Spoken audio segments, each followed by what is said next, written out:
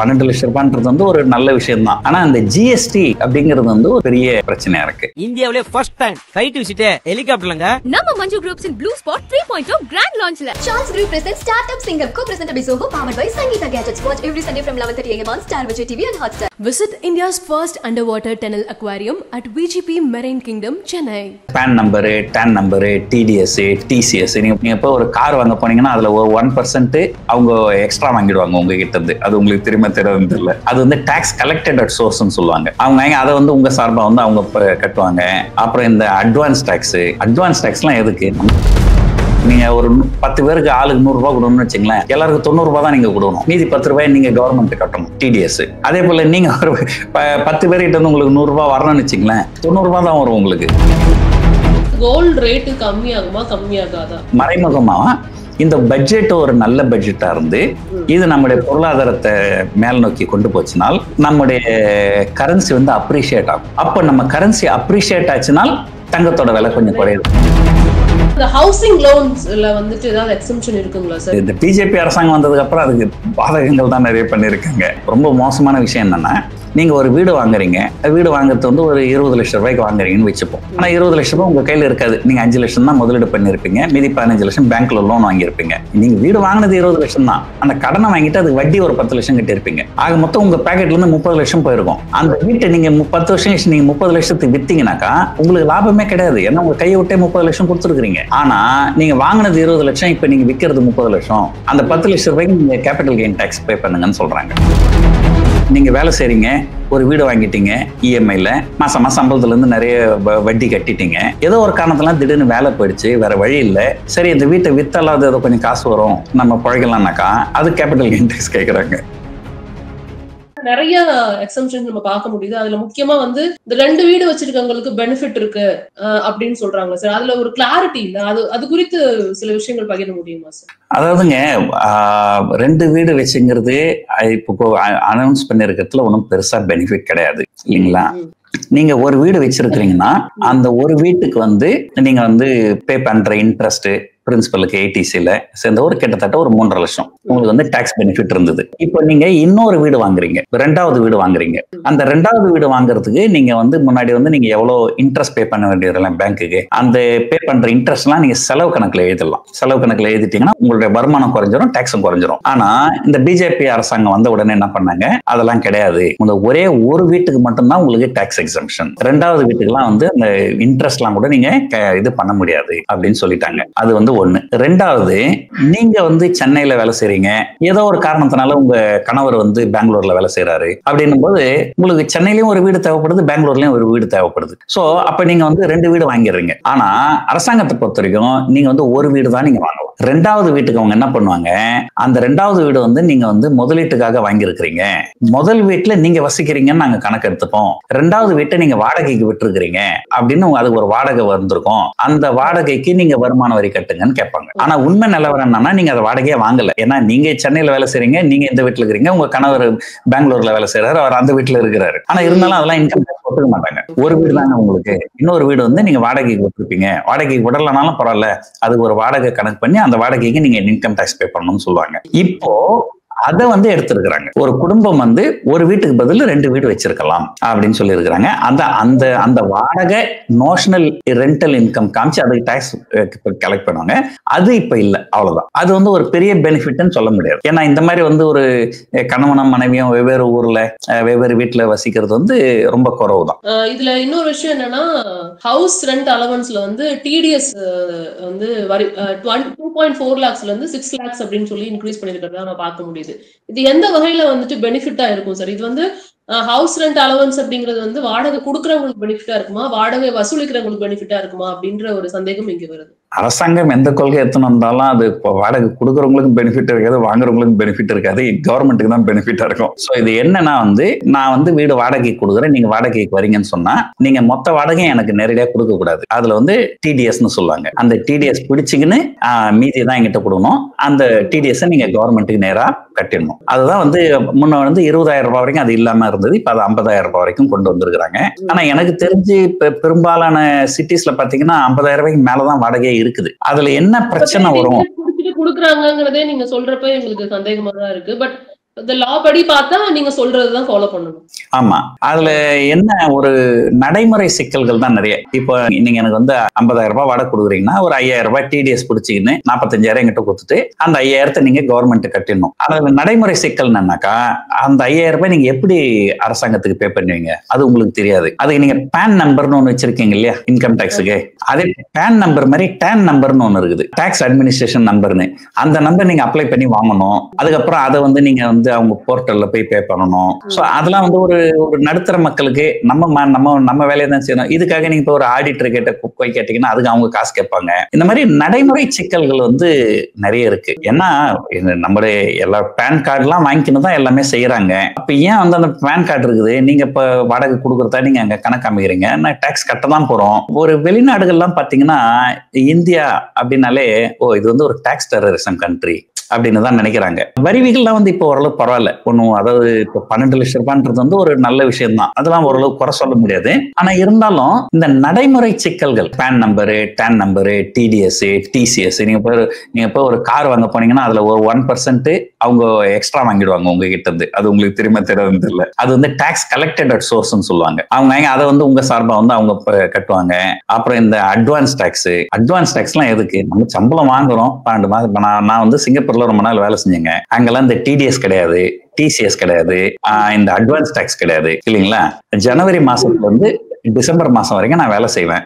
12 மாசம் நான் சம்பளம் வாங்கினேன். அதுக்கப்புறம் என்ன பண்ணுவாங்க, ஒரு ஏப்ரல் 15ஆம் தேதிக்குள்ளார நம்ம வருமான வரியில விவரம் எல்லாம் கொடுக்கணும். உங்களுக்கு வேற ஏதாவது வருமானம் இருக்கா, வெறும் சேலரி மட்டும் தானே அப்படின்ட்டு. அவங்க என்ன பண்ணுவாங்க, ஒரு ஜூன் எண்டுக்குள்ளார எல்லாம் கால்குலேட் பண்ணி சார் நீங்க உங்க வருமானம் இதெல்லாம் கணக்கு பண்ணும்போது ஒரு $12,000 டாக்ஸ் வருது சார், நீங்க ஒண்ணு ஜூலை மாசத்துக்குள்ள அந்த 12,000 கட்டிடுங்க. அப்படி இல்லைன்னா ஜூலை மாசத்துல இருந்து அடுத்த ஜூன் மாசம் வரைக்கும் 12 மாசத்துக்கு 12 EMI without any interest free 12 month instalment.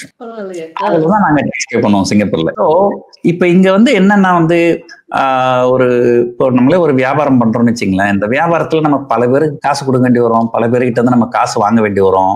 யாருக்கெல்லாம் காசு கொடுக்குறோமோ அங்கெல்லாம் நீங்க வந்து நீங்க ஒரு 10 பேருக்கு ஆளுக்கு 100 ரூபாய் கொடுக்கணும்னு வச்சுங்களேன், எல்லாருக்கும் 90 ரூபாய் தான் நீங்க கொடுக்கணும், மீதி 10 ரூபாய் நீங்க கவர்மெண்ட் கட்டணும் டிடிஎஸ். அதே போல நீங்க ஒரு 10 பேர்கிட்ட வந்து உங்களுக்கு 100 ரூபாய் வரணும்னு வச்சுங்களேன், 90 ரூபாய் தான் வரும் உங்களுக்கு. சோ இந்த டிடிஎஸ், அட்வான்ஸ் டாக்ஸ், டிசிஎஸ், நீங்க அட்வான்ஸ் டாக்ஸ் பே பண்ணலன்னா அது இன்ட்ரெஸ்ட். ஸோ இதுதான் வந்து இந்த நாடு இப்போ என்ன சொல்லியிருக்காங்க, இன்கம் டாக்ஸ் ரூல் எல்லாமே மாத்த போறோம், அந்த நியூ டாக்ஸ் கோடு அப்படின்ட்டு இதை சிம்பிளிஃபை பண்ண போறோம்.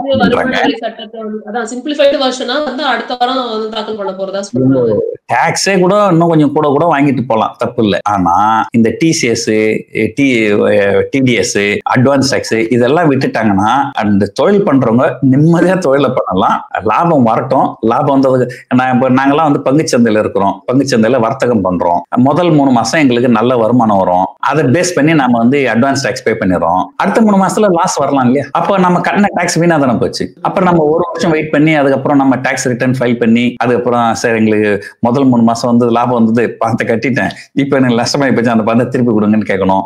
சோ அப்ப நம்ம செய்யற வியாபாரம் கொஞ்சம் ஏதோ ஒரு பிரச்சனைக்கு உள்ளாகுதுன்னா அப்பதான் நமக்கு அதிகமான பணம் தேவைப்படும் அந்த பிரச்சனையில இருந்து நம்மளால மீள்றதுக்கு. நான் ஆல்ரெடி அட்வான்ஸ் டாக்ஸ் நிறைய பணத்தை கட்டிட்டோம்னா அப்புறம் எங்க நமக்கு இந்த வியாபாரத்தை நிலைநிறுத்துறதுக்கு நம்ம கிட்ட காசு அதிகமெல்லாம் போயிடும். சோ இந்தியா வந்து 12 லட்சம் அப்படின்றது உண்மையிலேயே அது ஒரு நல்ல விஷயம் தான், அதுல எந்த குறையும் நான் சொல்ல மாட்டேன், அது உண்மையிலேயே நல்ல அமௌண்ட் தான். ஆனா அதை மீறி இந்த டிசிஎஸ், டிடிஎஸ் இதெல்லாம் கொஞ்சம் ஒழிச்சுட்டு ரொம்ப சிம்பிளா நீங்க வாங்க, உள்ள வருமானம் வருது, உள்ள டாக்ஸ் கட்டுங்க அப்படின்னு சொன்னாங்கன்னா அது வந்து இன்னும் நல்லா இருக்கும். அடுத்ததான் எல்லாரும் எதிர்பார்த்துட்டு இருந்தது வந்து கோல்டு ரேட் கம்மியாகுமா கம்மியாகாதா, இந்த பட்ஜெட்டுக்கு அப்புறம் இது எப்படி ரிஃப்ளெக்ட் ஆகும் சார்? அதாவதுங்க பட்ஜெட்டுக்கும் கோல்டுக்கும் சம்பந்தம் கிடையாதுங்க. மறைமுகமா இந்த பட்ஜெட் ஒரு நல்ல பட்ஜெட்டா இருந்து இது நம்முடைய பொருளாதாரத்தை மேல் நோக்கி கொண்டு போச்சுனால் நம்முடைய கரன்சி வந்து அப்ரிஷியேட் ஆகும். அப்ப நம்ம கரன்சி அப்ரிஷியேட் ஆச்சுனால் தங்கத்தோட விலை கொஞ்சம் குறையுது. ஆனா அப்படி பார்க்கும்போது இந்த பட்ஜெட் வந்து அதெல்லாம் எந்த ஒரு இந்த 12 லட்சம் ரூபாய்ன்ற ஒரு நல்ல விஷயம் தவிர எனக்கு தெரிஞ்சு வேற எந்த நல்ல விஷயமும் கண்ணில் தெரியல. இந்த பட்ஜெட் வந்து இன்னைக்கு பங்குச்சந்தைகள்லாம் இருந்தது, இந்த பட்ஜெட் இருக்குதுன்றதுனால பங்குச்சந்தைகள் சொல்றது என்னன்னா இது வந்து ஒரு நியூட்ரல் பட்ஜெட் தான், ஒரு பெருசா பாசிட்டிவ் இல்ல பெருசா நெகட்டிவ் இல்ல அப்படின்றதுதான். அதனால வந்து இந்திய ரூபாயோட மதிப்பு அப்ரிஷியேட் ஆகிறதுக்கு வாய்ப்புகள் கொஞ்சம் குறைவு தான். கோல்டோட விலை வந்து தொடர்ந்து ஏறுமுகத்துல தான் இருக்கும். பட் அதுக்காக பேர் வந்து இன்னைக்கு நீங்க தங்கத்துல முதலீடு பண்ணிட்டு உங்க சொல் பேச்சு கேட்டா முதலீடு பண்ணணும்னு சொல்லக்கூடாது. தங்கம் இறங்குவதற்கு வாய்ப்புகள் ரொம்ப குறைவு. ஆனா ஏறுறது வந்து வங்கி வைப்பு நிதியில பணம் வச்சீங்கன்னா உங்களுக்கு எவ்வளவு வட்டி வருமோ அதை விட அதிகமா ஏறுமா அப்படின்றது தெரியாது. ஆனா கோல்டுடைய விலை வந்து இறங்குறதுக்கு உண்டான வாய்ப்புகள் குறைவு தான். மொபைல் போன்ஸோட விலை கம்மியாகிறதுக்கு வாய்ப்பு இருக்கு, எலக்ட்ரிக் வெஹிக்கிள்ஸோட விலை கம்மியாகிறதுக்கு வாய்ப்பு இருக்கு அப்படிங்கறத பார்க்க முடியுது. அது குறித்து உங்களுடைய பார்வை எப்படி இருக்குன்னு தெரிஞ்சுக்கலாம். அதாவதுங்க, ஏதாவது ஒரு பட்ஜெட்னு வரும்போது எதையாவது சொல்லணுமேன்ட்டு இதுக்கு கொஞ்சம் குறைக்கிறோம், அது கொஞ்சம் ஏத்துறோம். நான் ஒரு பட்ஜெட்லயுமே நான் கேள்விப்பட்டது இந்த லைஃப் சேவிங் ட்ரக்ஸ்ன்னு சொல்லுவாங்க, அதுக்கெல்லாம் வரிகளை குறைக்கிறோன்னு. அது குறைச்சின்னா தான் இருக்கிறாங்க, அது இன்னும் அந்த லிஸ்ட் அப்படியேதான் இருக்கு. ஆமா, சில வந்து இம்போர்ட் டியூட்டி குறைச்சிருப்பாங்க. பட் அதெல்லாம் பாத்தீங்கன்னா இப்போ அதெல்லாம் வந்து ஒரு பெரிய விஷயம் கிடையாதுங்க. பெரிய விஷயம் வந்து இந்த இடத்துல ஜிஎஸ்டி. இப்ப நீங்க எலக்ட்ரிக் வெஹிக்கிள் பத்தி பேசுனீங்க. உங்களுக்கு தெரியும் உலகத்திலேயே வந்து அதிகபட்சமான பொல்யூஷன் இருக்கிறது டெல்லியில தான். சோ இந்தியால பல நகரங்கள் வந்து வசிக்கிறதுக்கே தகுதி இல்லாத அளவுக்கு அதிகமா பொல்யூஷன் இருக்கு. இதனால எல்லாருமே வந்து ஒரு எலக்ட்ரிக் வெஹிக்கிள்ஸ்க்கு மாறினாங்கனாக்கா அது வந்து ஒரு பொல்யூஷன் வந்து நல்லா கண்ட்ரோல் பண்ணும். ஆனா எலக்ட்ரிக் வெஹிக்கிள்ல நீங்க யூஸ் பண்ற பேட்டரி வாங்க போனீங்கன்னா அது 28% ஜிஎஸ்டி.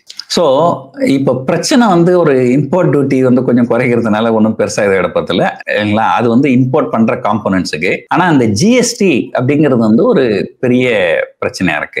நீங்க எஸ்யூவி ஸ்போர்ட்ஸ் யூட்டிலிட்டி வெஹிக்கிள் அப்படின்னு சொல்லுவாங்க, அதுக்கெல்லாம் பாத்தீங்கன்னா உங்களுக்கு வந்து ஜிஎஸ்டி வந்து கிட்டத்தட்ட 50% வருது இல்லைங்களா. ஜிஎஸ்டி அப்படின்னு கொண்டு வரும்போது ஜிஎஸ்டியோட கான்செப்டே என்ன உலகம் முழுக்க பாத்தீங்கன்னா, உலகம் முழுக்க இருக்கிற நடைமுறை சொல்றேன். ஜிஎஸ்டின்னு சொன்னாலே அதுக்கு பேர் வந்து one country one tax.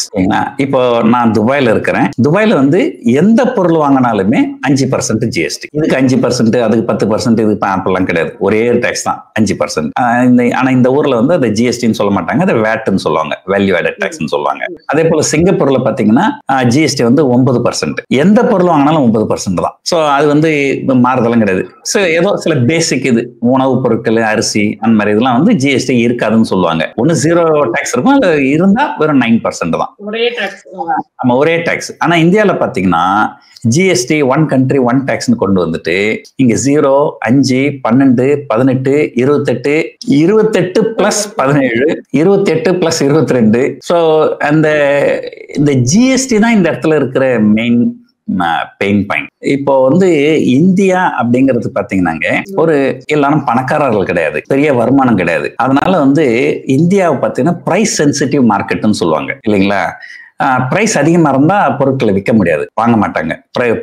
Price வந்து குறைவா இருக்கணும். இப்போ நீங்க ஒரு கார் எடுத்துக்கிட்டீங்கன்னா, ஒரு பெட்ரோல் டீசல் போடுற கார் ஒரு 10 லட்சம் ரூபாய் இருக்குதுனாக்கா, அதே கார் வந்து எலக்ட்ரிக் வெஹிக்கிள் போனீங்கன்னாக்கா 15 லட்சம் 20 லட்சம் இருக்கு. அப்போ நம்ம என்ன பண்ணுவோம், அந்த 10 லட்சம் ரூபாய் காரை வாங்கிட்டு மீதி 10 லட்சம் ரூபாய் பேங்க்ல வட்டி பிக்ஸட் டெபாசிட் போட்டோம்னு வச்சுங்களேன், அது வட்டி வரும் 50,000 60,000 வட்டி வரும். நம்ம பெட்ரோல் செலவு அவ்வளவு கூட ஆகாது. அப்படின்னு தான் யோசனை பண்ணுவாங்க. சோ இப்போ இந்த பொதுமக்கள் வந்து அவங்களுடைய லாபத்தை மட்டும்தான் கணக்கு பண்ணுவாங்க. சோ இப்போ இவங்களை வந்து நீங்க வந்து நார்மல் கார்ல இருந்து ஐசின்னு சொல்லுவாங்க, இன்டர்னல் கம்பஷன் என்ஜின், இந்த ஐசி கார்ல இருந்து எலக்ட்ரிக் வெஹிக்கிளுக்கு நீங்க மூவ் பண்ண வைக்கணும்னாக்கா அந்த எலக்ட்ரிக் வெஹிக்கிளுடைய விலை வந்து ஓரளவுக்கு சேமா இருக்கணும், விலை ரொம்ப வித்தியாசம் இருக்க கூடாது. அப்போ இந்த ஜிஎஸ்டி எல்லாம் வந்து நிறைய இந்த பேட்டரிக்கு 28% ஜிஎஸ்டி அதெல்லாம் போட்டாங்கன்னாக்கா அது கண்டிப்பா வந்து விலை வந்து ரொம்ப அதிகமாயிடும். சோ அதனால வந்து மக்கள் வந்து விரும்பி வாங்க மாட்டாங்க. சோ பெனிஃபிட் இல்ல இந்த மாதிரி அனௌன்ஸ்மென்ட்னால அப்படிங்கிற மாதிரி நம்ம கண்டிப்பா எடுத்துக்கலாம். நிச்சயம் கண்டிப்பா.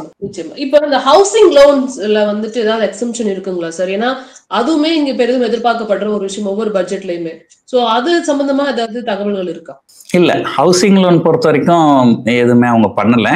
இன்ஃபேக்ட் வந்து இந்த பிஜேபி அரசாங்கம் வந்ததுக்கு அப்புறம் அதுக்கு பாதகங்கள் தான் நிறைய பண்ணிருக்காங்க. ஏன்னா நீங்க 2வது வீடு 3வது வீடு வாங்கினீங்கன்னாக்கா அது வந்து அதுல வர வாடகைக்கு நீங்க இன்கம் டேக்ஸ் பே பண்ணணும். ஆனா அந்த லோனுக்கு நீங்க எவ்வளவு பணம் பே பண்றீங்களோ அதெல்லாம் உங்க செலவு கணக்கு எழுதலாம். ஆனா இப்போ வந்து அதெல்லாம் பண்ண முடியாது இல்லைங்களா. இன்னொன்னு சொல்றேன் கேளுங்க, ரொம்ப மோசமான விஷயம் என்னன்னா, நீங்க ஒரு வீடு வாங்குறீங்க, வீடு வாங்குறது வந்து ஒரு 20 லட்சம் ரூபாய்க்கு வாங்குறீங்கன்னு வச்சுப்போம். ஆனா 20 லட்சம் ரூபாய் உங்க கையில இருக்காது. நீங்க 5 லட்சம் தான் முதலீடு பண்ணிருப்பீங்க, மீதி 15 லட்சம் பேங்க்ல லோன் வாங்கியிருப்பீங்க. அந்த லோனை வந்து நீங்க கட்டும்போது அசல் வட்டி 2 சேர்ந்து கட்டணும். ஒரு 10 வருஷம் ஆச்சுனாக்கா நீங்க வீடு வாங்கினது 20 லட்சம் தான், ஆனா அந்த 20 லட்சம் அந்த கடனை வாங்கிட்டு அது வட்டி ஒரு 10 லட்சம் கட்டி இருப்பீங்க. ஆக மொத்தம் உங்க பேக்கெட்ல இருந்து 30 லட்சம் போயிருக்கும். அந்த வீட்டை நீங்க 10 வருஷம் நீங்க 30 லட்சத்துக்கு வித்தீங்கன்னாக்கா உங்களுக்கு லாபமே கிடையாது. ஏன்னா உங்க கையை விட்டே 30 லட்சம் கொடுத்துருக்கீங்க, லாபமே கிடையாது. ஆனா நீங்க வாங்கினது 20 லட்சம், இப்ப நீங்க விக்கிறது 30 லட்சம். அந்த 10 லட்சம் ரூபாய்க்கு நீங்க கேபிட்டல் கெயின் டாக்ஸ் பே பண்ணுங்கன்னு சொல்றாங்க. லாஸ்ட் டைம் அவங்க பண்ண அந்த இண்டெக்ஸேஷன் சேஞ்சஸ் வேற. அந்த இண்டெக்ஸேஷன் பெனிஃபிட்லாம் எடுத்து விட்டுட்டாங்க. ஸோ அப்போ என்னன்னா ஒரு புதா ஒரு காமன் மேனா இருந்து கொஞ்சம் யோசனை பண்ணுங்க. ஒருத்தர் வந்து குடி இருக்கிற வீட்டை எப்ப விற்பாங்க? ஏதோ ஒரு தொழில ரொம்ப முடியல, ஒரு அது வாழ்க்கையினுடைய கடைசி இதுவா ரிசோர்ட்டா இருக்கும்போது தான் அந்த வீட்டை வைப்பாங்க. அந்த வீட்டை விற்கிறவன் அவன் ஏதோ வியாபாரத்துல நஷ்டம் அடைஞ்சிட்டு எப்படி கடனை வாங்கிட்டு தத்தளிச்சுட்டு ஒன்னும் வேற வழி இல்லை அது வீட்டை வித்தாக்கா அவங்க கிட்ட வந்து நீ கேபிட்டல் கெயின் டாக்ஸ் பே பண்ணு. உங்களுக்கு ஒரு இன்ட்ரெஸ்டான விஷயம் சொல்றேன் பாருங்க. சிங்கப்பூர்ல வந்து நான் ஒரு வீடு வச்சிருக்கிறேன்னு சொன்னாக்கா அந்த வீடுக்கு வித்தா லாபம் வந்தா கேபிட்டல் கெயின் டாக்ஸ் கிடையாது. அது கூட பெரிய விஷயம் கிடையாது. நாளைக்கு என்னுடைய வியாபாரத்துக்காக நான் ஏதோ ஒரு கடனை வாங்கிட்டு என்னால் அந்த கடனை திருப்ப செலுத்த முடியாத ஒரு சூழ்நிலை வந்தா கூட உங்ககிட்ட நான் கடன் வாங்குறேன், வியாபாரம் பண்றேன், நாளைக்கு என்னால திருப்பி கொடுக்க முடியாத ஒரு சூழ்நிலை வந்ததுன்னா என்ன பண்ணுவீங்க? நீங்க கோர்ட்டுக்கு போவீங்க. கோர்ட்டு என்ன பண்ணாங்க? என்னோட சொத்தெல்லாம் வித்து உங்க கடனை கொடுக்க சொல்லுவாங்க. ஆனா சிங்கப்பூர் சட்டப்படி என்னோட சொத்தை வித்து உங்களுக்கு காசை கொடுக்க சொல்லுவாங்க. ஆனா நான் வசிக்கிற வீடு, அந்த வீடும் என்னுடைய ப்ராவிடன்ட் ஃபண்ட் என் சொத்து கணக்குல வராது. ஆமா, ஏன்னா வசிக்கிற வீட்டை வந்து விற்க சொல்லக்கூடாது. சரி, அதான் ஒரு வியாபாரத்துல நுடிச்சிட்டலாம், வசிக்கிற வீட்டை வித்துட்டானா அப்ப எங்க போமாம? சோ அது வந்து இன்சால்வன்சின்னு சொல்லுவாங்க. அது நம்ம தமிழ்ல வந்து மெஞ்சல் நோட்டீஸ் கொடுக்குறதுன்னு சொல்லுவாங்க. ஆனா அந்த இன்சால்வன்சி லால நான் வசிக்கிற வீடும் என்னுடைய ப்ராவிடன்ட் ஃபண்ட் காசும் இது ரெண்டும் வராது. அப்போ ஒரு தனிநபருடைய ஒரு அவங்க வந்து சரி அவங்க அதாவது அவங்க வாழ்வதற்கு அவங்களுக்கு அடிப்படை உரிமை ஒன்று இருக்கு அப்படிங்கிற அளவுக்கு வந்து அங்க அரசாங்கங்கள் யோசனை பண்றாங்க. ஆனா இங்க என்னடானாக்கா ஏதோ நீங்க வேலை செய்றீங்க, ஒரு வீடு வாங்கிட்டீங்க இஎம்ஐல, மாசம் சம்பளத்துல இருந்து நிறைய வட்டி கட்டிட்டீங்க, ஏதோ ஒரு காரணத்துல திடீர்னு வேலை போயிடுச்சு, வேற வழி இல்ல, சரி இந்த வீட்டை வித்தாலாவது ஏதோ கொஞ்சம் காசு வரும் நம்ம பழகலாம்னாக்கா அது கேபிட்டல் கெயின் டாக்ஸ் கேட்கறாங்க. பங்கு சந்தைகளை என்ன மாதிரியான ரிஃப்ளெக்ஷன் இருக்கும்? ஒட்டு மொத்தமா பாத்தீங்கன்னா இது வந்து பங்கு சந்தைக்கு ஒன்றும் பாசிட்டிவா எதுவுமே இல்லை, நெகட்டிவ் தான். ஸோ வெளிநாட்டு முதலீட்டாளர்கள் வந்து தொடர்ந்து பங்குகளை வித்துன்னு தான் வருவாங்க அப்படின்றதான் என்னுடைய கணிப்பு. ஆக்சுவலா மோஸ்டா இந்த டைம்ல, அதாவது ஜனவரி வரைக்குமே வந்துட்டு எஃப்ஐஎஸ் அதாவது ஃபாரின் இன்வெஸ்டர்ஸ் வந்து அவங்க பங்குகளை வித்துட்டு தானே இருப்பாங்க. ஏன்னா யூஎஸ் போன்ற மார்க்கெட் எல்லாம் வந்துட்டு ஜனவரில இருந்து தான் ஃப்ரெஷ்ஷா ஸ்டார்ட் ஆகுங்கிறதுனால டிசம்பர் வரைக்கும் அவங்க வித்துட்டு இருப்பாங்கிறது தானே பொதுவா ஒரு விஷயமா இருக்கு. அதை நம்ம அவ்வளவு சீரியஸா எடுத்துக்கலாமா அந்த எஃப்ஐஎஸ் வந்து வெளியில போறது? இல்ல, கண்டிப்பா வந்து எஃப்ஐஐ செல்லிங்ன்றது வந்து கண்டிப்பா அது வந்து ஒரு சீரியஸா தான் எடுக்கணும். எதுக்காகன்னு சொல்லி பாருங்க, ஒரு நார்மலா இது பண்ணும்போது என்ன பண்ணுவாங்க, நீங்க என்ன சொல்ல வரீங்கன்றத நான் சரியா புரிஞ்சுக்கணும்னு நான் சொல்றேன். புதுவா வந்து ஒரு நமக்கு வந்து ஃபைனான்சியல் இயர் அப்படின்னு சொல்லுவாங்க. நமக்கு வந்து ஏப்ரல் 1ல இருந்து மார்ச் 31 வரைக்கும் தான் நமக்கு ஃபைனான்சியல் இயர். எஃப்ஐஐ பொறுத்த வரைக்கும் ஃபைனான்சியல் இயர்ன்றது வந்து ஜனவரில இருந்து டிசம்பர் வரைக்கும். அதான் வந்து அந்த நவம்பர் டிசம்பர் வரும்போது கொஞ்சம் ப்ராஃபிட் எல்லாம் புக் பண்ணிட்டு அக்கௌண்ட் எல்லாம் க்ளோஸ் பண்ணிட்டு ஜனவரில நம்ம வந்து ஒரு ஃப்ரெஷ் வியூ எடுத்துக்கலாம் அப்படின்னு பண்ணுவாங்க. ஆனா இந்த தடவை எஃப்ஐ வந்து லீவு நாள் இல்லை, என்னைக்கா இருந்தாலுமே வந்து நியூ இயர்க்குலாம் வந்து உலகம் முழுக்க பங்கு சந்தைகள் ஹாலிடே, ஆனால் நம்ம மார்க்கெட்ல மட்டும் இருக்கும். அன்னைக்கு அவங்க வித்து தான் இருந்தாங்க. சோ ஏதோ ஒரு காரணத்தினால வெளிநாட்டு முதலீட்டாளர்கள் நம்ம நாட்டு பங்குச்சந்தை மேல நம்பிக்கை இழந்து அளவுக்கு அதிகமா பங்குகளை விற்கிறாங்க. சோ நம்முடைய இந்திய ரூபாயோட மதிப்பு குறையறதுக்கு இதுவும் ஒரு காரணம். இது மட்டுமே காரணம்னு சொல்ல முடியாது, ஆனா இது ஒரு முக்கியமான காரணம். இப்போ தொடர்ந்து வெளிநாட்டு முதலீட்டாளர்கள் பங்குகளை இங்க வித்துக்கினே இருந்தாங்கன்னா இந்த வித்துட்டு என்ன பண்ணுவாங்க, அந்த பணத்தை அவங்க வந்து வெளிநாட்டுக்கு எடுத்துன்னு போவாங்க. அப்போ அதாவது இந்திய ரூபாயை கொடுத்துட்டு யூஎஸ் டாலர் வாங்குவாங்க. அப்போ யூஎஸ் டாலருக்கு டிமாண்ட் அதிகமாகும். அப்போ யூஎஸ் டாலரோட மதிப்பு வந்து அதிகமாகும், நம்முடைய மதிப்பு குறையும். அதனால இந்த பட்ஜெட்ல கண்டிப்பா வந்து பங்குச்சந்தை சார்ந்து அந்த வெளிநாட்டு முதலீட்டாளர்களுடைய நம்பிக்கையை மீட்டெடுக்கிறதுக்காக ஏதாவது செய்வாங்க அப்படின்னு எதிர்பார்த்தாங்க. அப்படி எதுவும் இந்த பட்ஜெட்ல செய்யல. உங்கள்கிட்ட பேசுறதுக்கு முன்னாடி நிறைய ஒரு குழப்பம் இருந்தது அப்படின்னே சொல்லலாம்.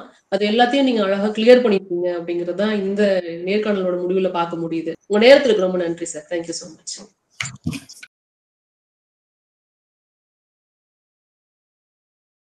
இந்தியாவிலே ஃபர்ஸ்ட் டைம் ஃளைட் விசிட் ஹெலிகாப்டர்லங்க. நம்ம Manju groups in blue spot 3.0 grand லான்ச்ல சான்ஸ் group present startup singer co-presented by Zoho powered by Sangeeta Gadgets. Watch every Sunday from 11:30 AM on Star Vijay TV and Hotstar. Visit India's first underwater tunnel aquarium at VGP Marine Kingdom, Chennai.